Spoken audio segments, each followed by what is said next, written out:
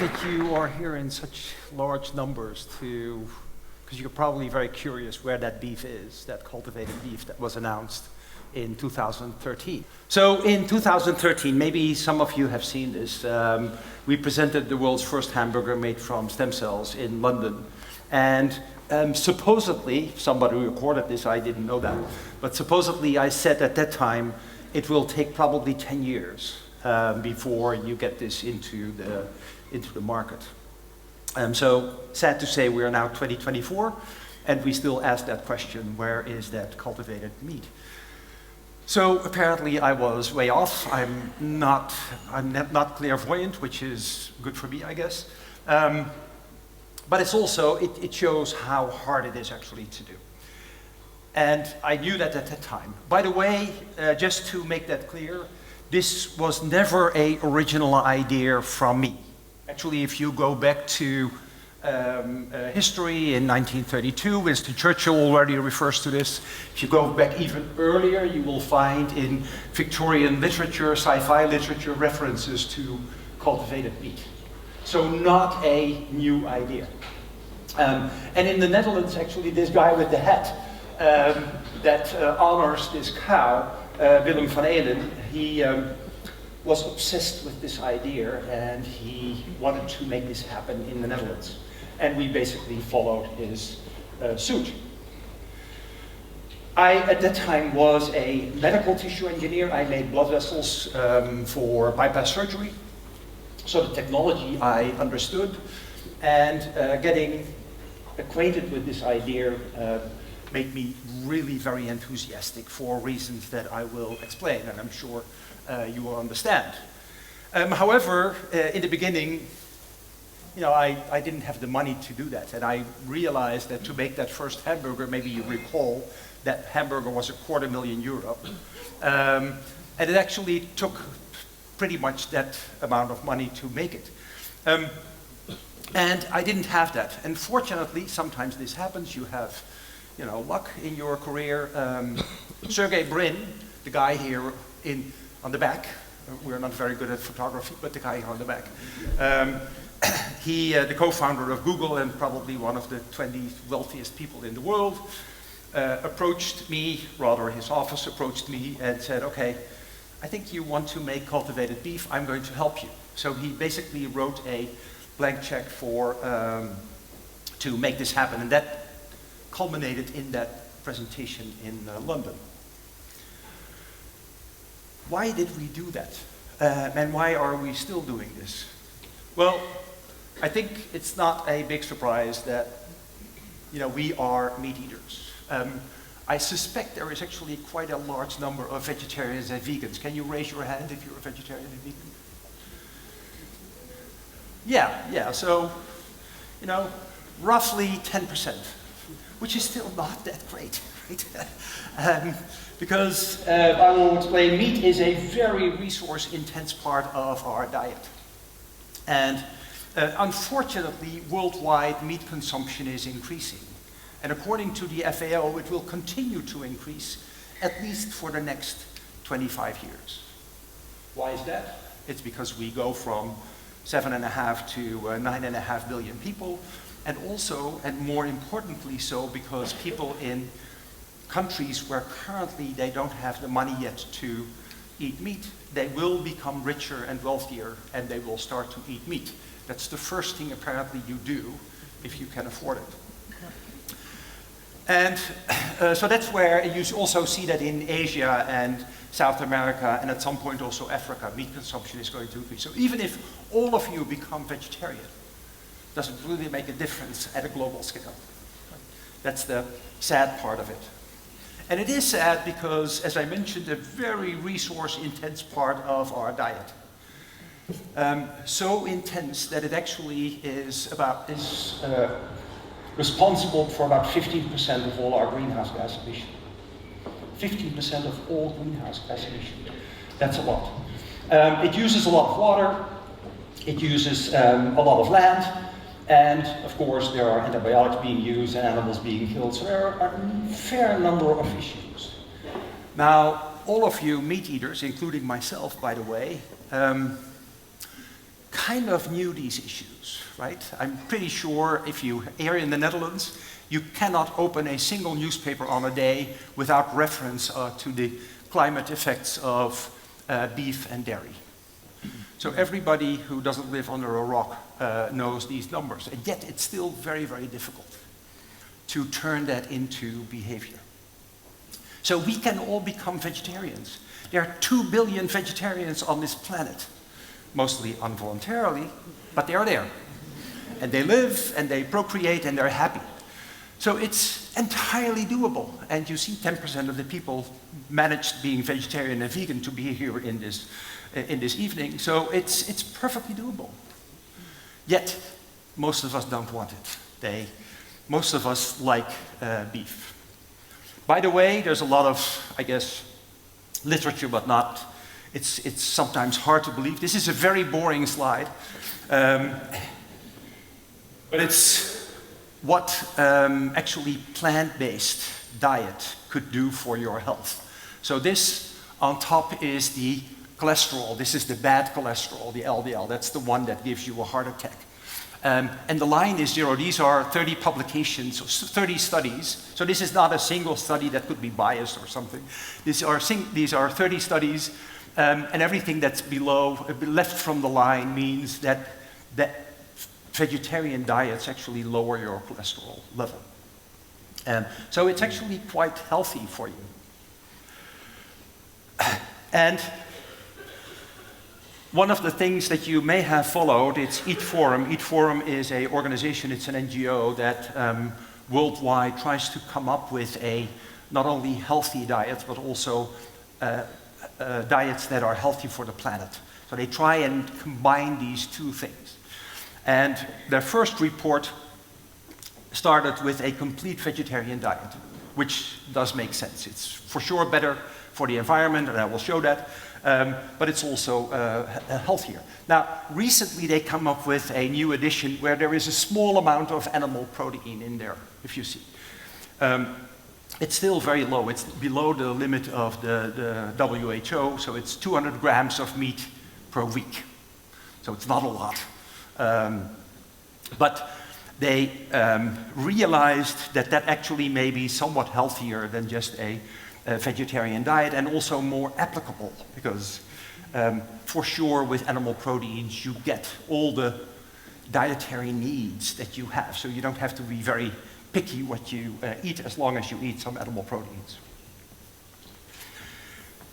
One disturbing thing that we started to realize a couple of last year before, is you probably know that there was a surge of plant-based products coming from Beyond Meat and Impossible Food in the US. And they, for the first time, catered to meat eaters. Originally, those products that have been around for 35, 40 years, they catered to vegetarians and vegans. And they always were kind of a niche market in the supermarket. But now these guys started to cater to meat eaters. And originally, everybody was very, very enthusiastic because they had massive growth, and the companies did very, very well. They expanded very rapidly, and we all thought, okay, plant-based meat alternatives are going to make it. And to be honest, I still think they do. But this may have been a little bit too optimistic. So recently, we have seen a couple of issues with plant-based companies, and it kind of warns you that plant-based alone may not be the sole solution for our problem. And so that's why I think there are good reasons to come up with a technology that allows all of us to keep our sinful behavior while not ruining the planet. And that's essentially what this technology is. So, what is it? I think I need to explain, because not all of you might know what this is. So we actually use cells and we make tissues out of them, and that turns into meat. And of course it's important that you start with the right cells. Now all of our muscle, so meat is mostly muscle and fat of course, all of our muscle, but also our fat contains what we call stem cells. And the stem cells are capable of proliferating many, many times and also differentiating into the right tissues. These are not embryonic stem cells, so they can only make muscle and they can only make fat. So the muscle, every muscle in your body has a large number of these stem cells. They are sitting there doing nothing, waiting for an injury to happen, and then they start to divide and they start to repair that tissue. And that's a wonderful system. If you tear your muscle, it's not turned into a scar, it's turned into real functional muscle tissue. Unfortunately, with fat, it's the same. Anyway, so what we do, we take a piece of muscle, we take those stem cells out of the muscle and take them out of the fat. There's always some fat in that piece. We separate those cells, muscle cells go into the muscle line. We let them proliferate as many times as we can. We do the same with the fat cells. And then we do something that the cells are capable pretty much of doing themselves if you provide the right conditions. We let the muscle cells make muscle fibers and muscle tissue, and the fat cells make fat blobs. And then we combine them into a hamburger, and that's essentially what the technology is. Now that was how we started, and that was how that hamburger was made in 2013. In the meantime, a number of other people, by the way, that particular, it's always fun to say this, although that was never really our intention, but that single event in London created this entire industry. So there are now 160 companies worldwide, and just because of that single event was, oh, if you don't like it, then maybe you can express it in a different way. Anyway, must be a competitor.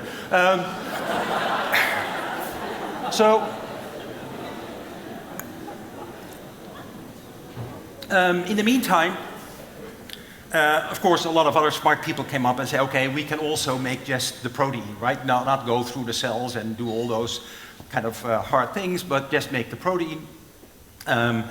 We have people who just make cells and add cells to a otherwise plant-based product, hence the term cell-based. And then what we do is we make muscle fibers and fat blobs and make them into, so those are, if you like, you could call them organoids. Some in the pharmaceutical industry make those small tissues that they call organoids. And this is essentially the same, except that we eat them and not use them for pharmaceutical purposes. And then finally, and that's very interesting, and I never thought 10 years ago that people would already start doing this. I kind of pushed this forward in the future, is you can make the entire tissue. You can make the muscle and the fat. You can make a ribeye steak if you want. And one company, Alla Farms, is actually doing that. So why does it take so long from that presentation in London to where we are now? Why can't you get it here at, let's say, the local supermarket? Well, when we presented the hamburger in London, it was a sort of proof of concept. You know, we can do this, but there were still a lot of issues with that hamburger, not the least of which is that it was €250,000, but also there were still some animal products in there that you wanted to get rid of, which is typical for cell culture, and by the way, also for tissue culture. And there were also a couple of components still missing from that meat. So it was a nice event, and again, it had a lot of effect, but it was not ready for marketing. So we had to get rid of all the animal proteins. And one particular source of animal protein that you use in cell culture, and the people here who do cell culture will know that you use a blood component called serum to grow the cells. Now it so happens that that serum comes from cows, from unborn calves. It's quite an ugly story. So obviously we didn't want to do this. We wanted to make what's called a serum-free medium. And because we are making muscle and fat, and we let them divide, and we let them differentiate into tissue, we need to make 4 of those. So that's quite an endeavor, but you see in the curves here that we actually succeeded, and if you do that right, these so-called serum-free media feeds, if you like, work much better than serum itself, and that's nice to know. And you get rid of the serum, and it also allows you to eventually make that a lot cheaper. So it has a lot of advantages. What I mentioned is that we took those stem cells from the muscle and from the fat, and they are tissue-specific stem cells, so they have the nice characteristic that they very specifically make muscle and very specifically make fat. Unfortunately, after a while they stop dividing. And this has been known for a long time. This is what in the industry, in the science is called the Hayflick number, after a German professor who described this for the first time, and he established that cells can double approximately 50 times, and then they stop, except for some stem cells that go on for a much longer time. So if you take them from a cow, and this is, by the way, an experiment. It's also a somewhat boring slide, but if you, we took here from 20 cows, if you count the lines, there are 20. And on the x-axis, there's days of culture. On the y-axis, how many doublings we get out of them. And Hayflick said, okay, you can go to, you can go to 50. We haven't quite reached that, but you see that about half of those donors actually go to about 40, which is kind of nice, because if you do the math, this is an exponential process. 1 becomes 2, 2, 4, 4, 8, 8, 16, and so forth. It's like that famous tale of a chessboard with grains of rice. And if you are at 64, you have basically fed India for 3 years with rice. Okay, so if you go to 32 doublings out of half a gram of tissue that you take from a cow, you can make 2,000 kilos of beef. And you can easily take 20 biopsies from a cow, and that means that you would lower the entire cow population in the world by a factor 160 approximately, which is great. You may not find it good enough, but it's at least a start. So obviously we are improving this, and you can also take your cells, and other people are doing that, also take your cells from other sources. And those of you who are familiar with stem cells will realize that. So you can work on those cells and make it slightly, even without genetic modification, and make it slightly more technical product, but get more cells out of that cow so that you don't have to go back to that cow all the time. One of the things, and as a scientist, that's not something that you think about immediately, but in an industry you have to start thinking about it. Well, how robust and how efficient is this process? So if you have muscle cells, for instance, and they start to form muscle fibers, you're happy if 40, 50% of those cells do that. If you want to make a product, you're not so happy anymore. You need all of the cells to participate in that process.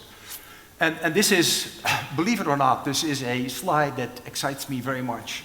Yeah, it's that's what you get as a scientist, right? So here on the left, what you see, all the little dots are muscle cells, and all the sort of swirls that you see are merged cells that merge into a muscle fiber. And those muscle fibers start to contract. I will show that shortly.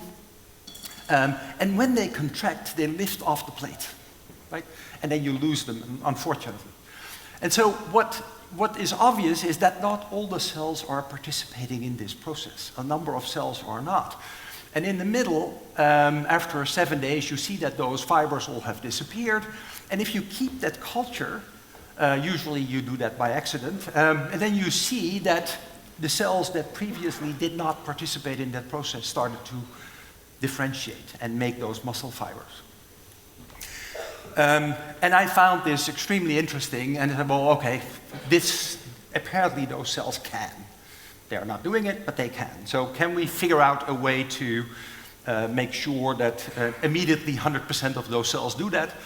So you try a number of, you look at literature, you try a number of these different proteins, And then you see if the right in blue that approximately 95% of those cells actually participate in that differentiation. And if you then look under a microscope up to the right where we have added those, you see that there are hardly any cells anymore that are not part of those fibers.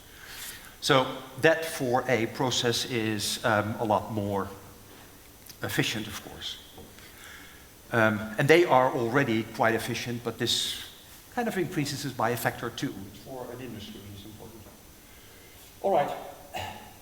Then, since people usually want to see pictures in motion, this is to just show that these cells are alive and that they start contracting. Our muscle cells are exercise junkies. Our brains are not. Ooh, thank you. Look, and it's alive. Wonderful. So our muscle cells are exercise junkies, but our brains are not. In a petri dish, and they have nothing else to do, they start to contract. Oh, they stopped now, by the way. But anyway, they do this for the entire day. And that's wonderful because cells obviously need to exercise, right, to beef up. We don't want Woody Allen muscles. We want Arnold Schwarzenegger muscles, right? Because those have the protein. So we, there was if you saw those stickies, there was a question, does it have enough protein? Well, it does. So here you have minced meat. On the y-axis is protein of dry weight, and you have minced meat that basically from a hamburger that we bought somewhere. And then, depending on the number of cells, you have the meat that is in our samples. So it has the same amount of protein.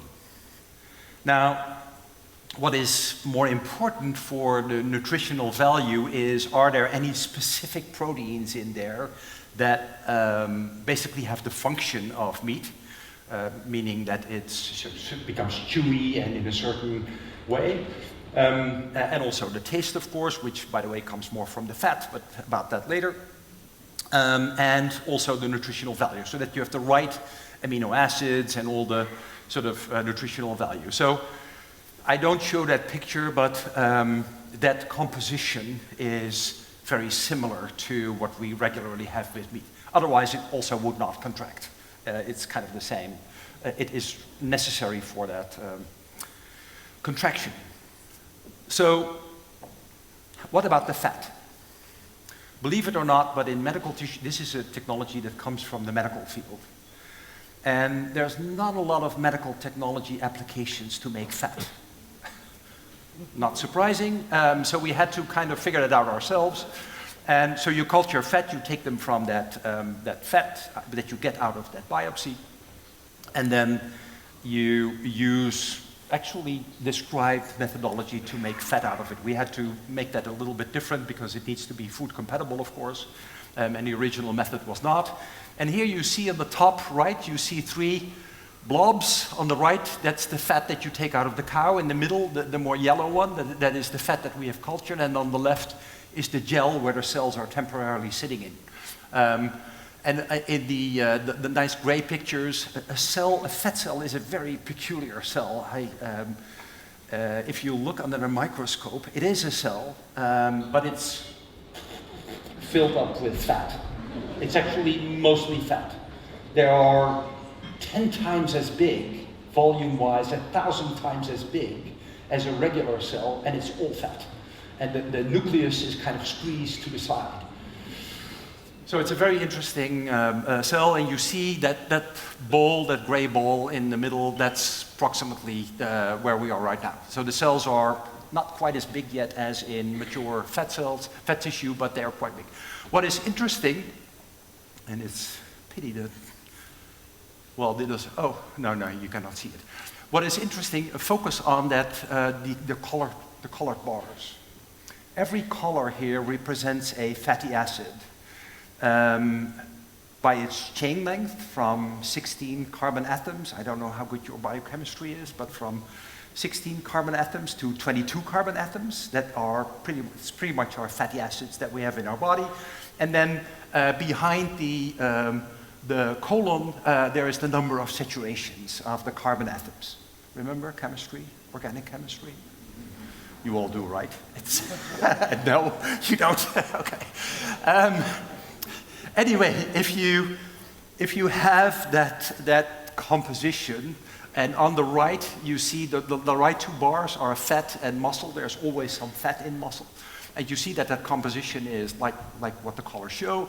And on the left, the three bars you see from day 0 to day 28. So day 0, if you start culturing that fat, it goes all sorts of directions, and gradually it moves to that same composition of fatty acids. And that is, from a nutritional value, but especially taste, very, very important. And quite honestly, we were just lucky here. We didn't really do a lot to make that happen. Now, if you look here on the bottom, the green curves, the green is the number of unsaturated fatty acids in that composition. So we're also a little bit lucky that our cultivated fat has a little bit more of those unsaturated fatty acids than regular fat from a cow. So one of the products, and this is probably one of the first products that will come out anyway out of this industry, is that people add fat to a otherwise plant-based hamburger. And why is that? It's because the fat in a plant-based hamburger is usually the weak link, taste-wise, but also function-wise. So that is an opportunity for the industry, I guess. So what about, can you grow this in massive scale? So if you take a medical tissue engineering product or a cell therapy product in medicine, typically you talk about a couple of million cells that you produce. One hamburger has 1.5 billion cells. Right? So it's a massive scale that you have to culture your cells, and for sure it had never been done at that scale. That's another reason why it has taken longer to get this to the market. Now, the cells that we use, fat cells and muscle cells, cannot swim. They have to attach to a surface. Most of the cells in our body do, except for blood cells, of course, but all the other cells have to attach to a surface. That's why we culture them on tissue flasks and Petri dishes. But of course, if you want to scale up, there's a nice picture. I'm not showing it, but the amount of plastic that we needed to make that hamburger in 2013 was massive. Really, one lab we used entirely as storage space for the plastic that we needed to make that one hamburger. What we do now is we grow them on little balls. The gray balls are little balls, like 1/10 of a millimeter, and they are in a suspension, in a food suspension. And the little white dots are cells that are growing on top of these balls. Now, this is in industry something that was known, so it's not a new technology. We just employed it at a much larger scale. It does have disadvantages. So currently, everybody is doing it in a different way because the cells actually also attach to each other in what we call aggregates. And that obviously has advantages because you can get more cells in a volume and you don't have to separate the cells from the balls and all those type of things. So currently we are growing them in these aggregates. Now, how would a farm then look like, a meat farm? So you start with small numbers of cells and you gradually go through these flasks and you end up in these 1,000-liter tanks, right, where you grow the cell, or maybe even much larger. They exist in 20, 50,000 liter. And then you grow the cells in a soup in these tanks. And that means that if you do the math, one farm would require 4 of those tanks to replace it, right? And so that's entirely doable. However, and that's another reason why it takes a little bit longer, is if you want to replace the entire meat industry with this technology, you would require massive amounts of tanks. And actually the calculation shows that you would need 20 million of those 1,000-liter bioreactors worldwide, which is approximately 1.5 the total world fermentation capacity. Now, that may not mean anything to you, but if you think that making beer is a fermentation process, making wine is a fermentation process, a lot of production systems in the chemistry industry, the chemical industry are fermentation processes. So this is really a big endeavor. This is not going to happen overnight. But it also doesn't seem unreachable, right? It's not that out of whack. One of the things that I'm particularly interested in is make this a very efficient process. So a cow, we picked a cow by the way because it's a very inefficient technology. The cow essentially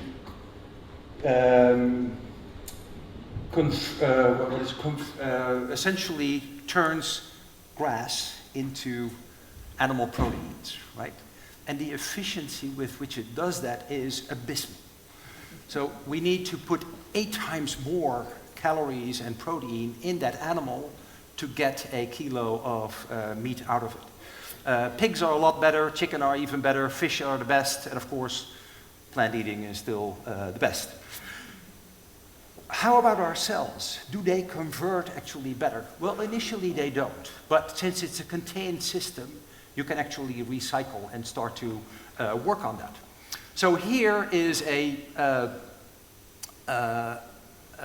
picture of the amino acids. So in that soup the cells are growing in, there's glucose, there's sugar in it, so that's an energy source. There are amino acids as building blocks for the protein. There are vitamins in there, there are minerals, there are a number of components that allow the cell to grow. And we want to make that obviously as cheap as possible, but also as efficient as possible. So if you take, if you grow the cells for 7 days in that soup, you will see that some of the amino acids are actually not used. They are just there, but they are not used. Or they are evenly consumed and produced by the cell, because our cells can also produce amino acids. You can produce amino acids. So if we throw that away after 7 days, we are very, very inefficient. So we are now very meticulously, with every culture that we do, we are analyzing these components, how fast are they being consumed, and we don't replace the entire medium, we just replace those things that are consumed. And eventually you get to a much higher conversion rate of your feedstock into protein. Now, some of you who are familiar with this might ask the question, well, what about the waste? The cells are essentially growing in their own urine, right? Because they have metabolic waste, they produce acids, they produce ammonia, they produce lactate, and it's all sitting in that medium, that's kind of accumulating in that medium. So that's one of the reasons why we throw the medium away, is that that waste has accumulated. Not only because some of the elements have been depleted, but that waste has accumulated. So we have now developed a feed where that ammonia and that lactate is no longer being produced. It's actually over time being consumed again. And that allows you to do that feeding and be much more efficient. Now, of course, in addition to resource efficiency, which again is really, really important, I think, the other thing, it has to be cost effective. The hamburger should cost maybe 50 cents or maybe €1, but not 250,000. So, because we essentially want to, make an impact on the environment and on the number of cows. So we have projected that cost down. We have made a couple of projections. We started with a very, very high number. We have reduced tremendously, mostly by this is originally a medical technology, so all the ingredients are massively expensive, and they don't necessarily have to be expensive.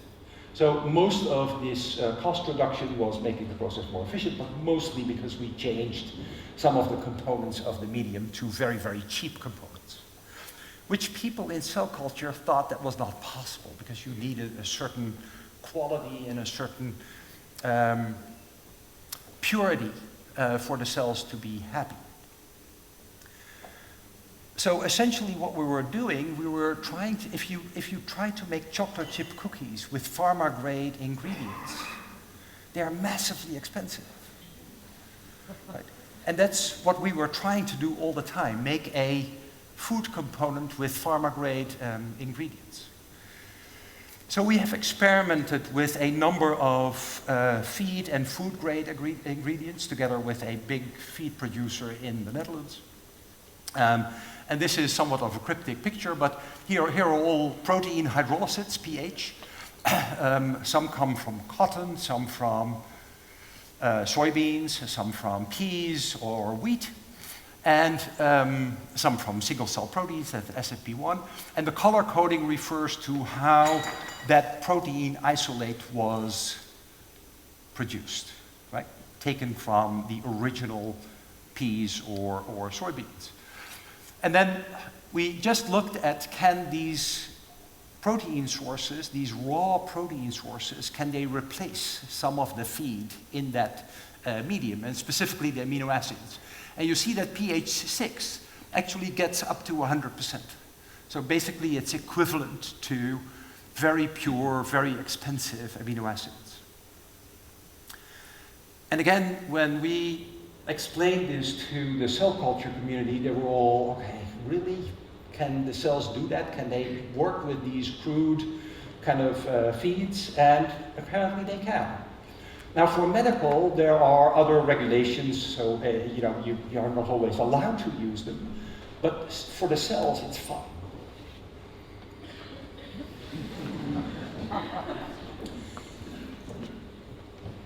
Okay, and then, of course, a final condition is that people need to eat. And when we presented this back then, the newspaper said yuck, or frankenfood, or all of those things. So there was a pretty strong emotional reaction against the idea of getting meat out of a factory or anything else than out of a cow.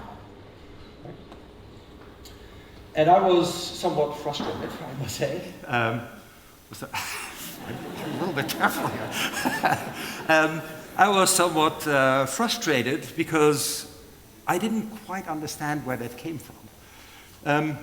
And one of my dilemmas was this. So, not all of you are Dutch, I assume, but it's almost inevitable that you got exposed to this wonderful culinary tradition that we have in the Netherlands. So who of you eats frikandellen? Not so many. Do you know what's in it? You do? Sorry? Ongeveer. What's it? Right, scrap meat and yeah, okay, yeah. That doesn't sound that bad, does it? Yeah. When I grew up, there were rumors that there were also all sorts of offals in it, like others. That was you kind of taste the others, but they're not in there. It's actually a reasonable, decent product. Still, if it's not very healthy, and if you deep fry it, it tastes like deep fried stuff, of course. But it's not really a bad product. But the point is, nobody knows. So 50 years ago, there was a person who, for the first time ever, ate a frikandel, right? Not knowing what it was, or whether it was healthy, or nothing. So we are perfectly capable of, or at least some of them are adventurous, and we try things. And then if you see that, you know, the big thing with the frikandel, a lot of people eat them, and they all stay alive, right? At least reasonable short term, intermediate term perhaps. So we kind of gradually develop trust in a food, right? In a new food that we are exposed to. And again, you've always adventurous people who try everything. I'm one of those. And then hopefully they stay alive and you can't, you eventually develop trust. So this takes time, and it takes marketing, and it takes all those type of things. But this will happen. I'm no longer that concerned about this. If you look at, for some reason that slide doesn't come up, but it's here but not there. If you do surveys, and a number of surveys have been done, it started in 2011 approximately, there are now 30, 40 of those surveys where it's basically asked, you know, do you like this idea, or do you want to eat this, do you want to buy this? And of course it's a little bit dependent on where you ask, not that much by the way, it's a little bit dependent on, you know, what the age is. If I ask this to an audience of retired professors, they all say no. If I ask it to I have by the way, so I know for sure. If you ask this to an audience like you, well, okay, who of you would eat this? Yeah, you know, I like maybe 50-50. And that's what we typically come up with. And this doesn't really matter whether you ask this in China or in Korea or in some countries. In Colombia, it's much higher for some reason. But this has been done. Now that doesn't tell you what people are going to choose in a supermarket, right? Because eventually we choose on quality and price, right? So the quality has to be good and the price has to be good, otherwise it's a lost cause. As I mentioned, and this is one of the nicest outcomes actually that I can think of, is that at the event in 2013, which was started because we wanted to showcase this to the world and get funding, sparked an industry that now has 160 companies worldwide. And some of those companies are now starting to build factories. So we are now, so I still was a couple of years off with my 10-year sort of prediction, but it really is happening now. Some of those companies are started to build factories. It's not massive scale yet. It's not that 1.5 times the fermentation capacity in the world, but it's getting there. It's pretty much spread over the continents. My company opened its pilot factory earlier last year. And so that's why we are among these. Still relatively small scale, but it's getting there. One of the issues is regulation. This is a novel food, so you have to show to the regulatory officials in every geography that this is safe to eat. And once you get that approval, which may take a year, or in Europe 2 years, you can start to produce and sell. One nice initiative here in the Netherlands is a group actually started by the daughter of the guy who paid tribute to the cow. And that is to, well, maybe you can do this on a farm. You can just not alienate the farmers, but make them part of the process and start making this on a farm. It's going to be tough, I think, but for sure there are a number of farmers who are interested in this and want to participate. Now, will it eventually have indeed the environmental impact that we hope it will and that we think it will? This is a study from CE Delft. It's a LCA company here in the Netherlands. This was commissioned by some NGOs.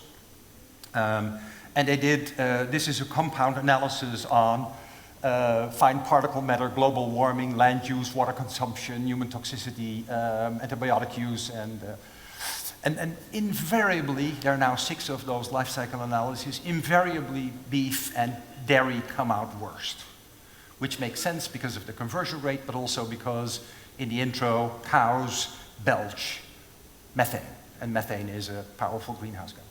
So invariably beef and dairy come out worst, then pork, chicken a lot better, tofu and meatless the best. Right? Least impact on the environment.